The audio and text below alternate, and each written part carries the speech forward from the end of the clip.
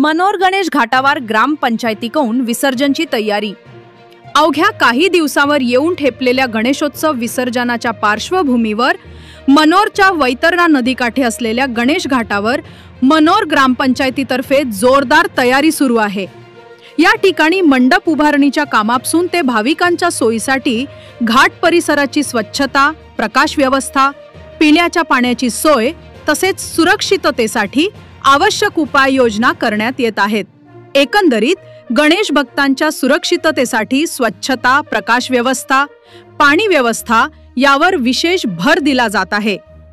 गणेश घाटावर मनोर ग्रामपंचायतीचे सरपंच चेतन पाटील व ग्रामपंचायत सदस्य हे स्वतः उपस्थित राहून काम करून घेत असल्याचे दिसून येत आहे। हे त्यांचे कर्तव्य असून ते आपली जबाबदारी पार पाडत आहे असे म्हणायला हरकत नाही। तर विसर्जनाच्या काळात गर्दी नियंत्रणासाठी पोलीस प्रशासनासोबत समन्वय साधून व्यवस्था करण्यात येणार असल्याची माहिती ग्रामपंचायतीकडून देण्यात आली आहे।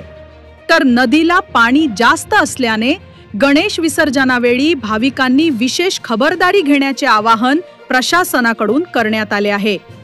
वार्ताहर इंडिया न्यूज 28 साठी खलील अहमद पटेल, क्राइम रिपोर्टरची रिपोर्ट।